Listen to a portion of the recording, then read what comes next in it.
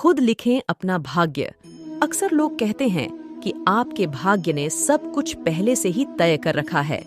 पहले से कुछ भी तय नहीं है। बात बस इतनी है कि अनजाने में ही आपने खुद को कुछ खास स्थितियों में ढाल लिया है।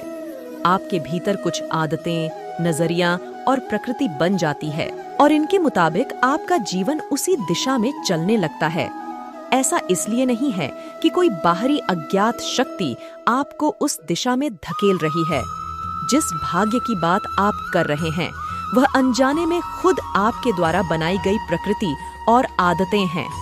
वैसे इन्हें आप पूरे होशो हवास में भी बना सकते हैं। भाग्य अपना काम तो करता है, लेकिन उसकी अपनी सीमाएं हैं, अंतिम नहीं है। अगर आप यह जानते हैं कि आप जाना कहाँ चाहते हैं, तो बेहतर यही है कि आप अपने भाग्य को अपने हाथ में ले लें। आध्यात्मिकता की तरफ मुड़ने का मतलब है कि मैं अपने भाग्य को अपने हाथों में लेना चाहता हूँ। इससे कोई अंतर नहीं पड़ता कि मेरे कर्म क्या कहते हैं। तब आप अपने भाग्य की रचना खुद करने लगते हैं। अगर आप अपना जीवन जागरूक होकर जिएं, तो आप अपना भाग्य खुद लिख सकते हैं। कहाँ से आते हैं विचार? क्या तुमने कभी यह जानने की कोशिश की है कि विचार कहाँ से आते हैं, उनका स्रोत क्या है? यदि तुम रात में सोते हो तो मन और शरीर कहाँ चले जाते हैं?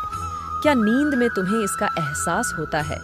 तो फिर सुबह उठते ही ये विचार कहाँ से चले जाते हैं? क्या कभी तुम्हारे अंदर ऐसे सवाल उठे हैं? यदि तुम स्रोत पर ध्यान दोगे तो पता चलेगा कि सारे विचार उस अनुभवों से, चेतना से आते हैं। जब रात में विचार नहीं होते तो क्या तुम नहीं होते? क्या विचार के बिना तुम्हारा अस्तित्व नहीं है? विचार नहीं तो तुम भी नहीं हो। क्या ऐसा है? जब विचार नहीं होते तब तुम कौन होते हो? उस स्रोत पर ध्यान लगाओ, उस अनुभव को अनुभव करो। तुम्हें यह जानना है कि तुम भी वहीं से जुड़े हुए हो। जब विचार नहीं है तो केवल अनुभव है। जैसे लहर समुद्र से ही निकली है और उसी में समा जाएगी, वैसे ही विचार भी अनुभव से, उस स्रोत से निकले हैं और उसमें ही समा जाएंगे।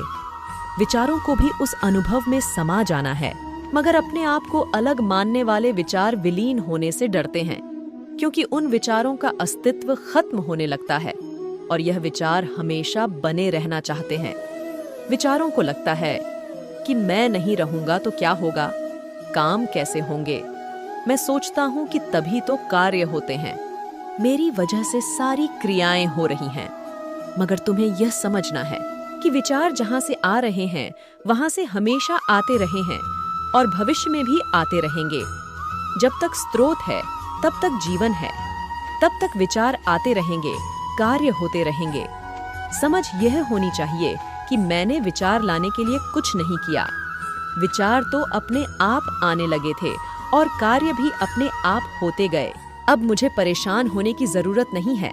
मुझे केवल स्रोत पर ध्यान देना है, अपने होने के एहसास को जानना है, समुद्र की लहर को स्रोत की तरफ मुड़ना है और उसमें समा जाना है।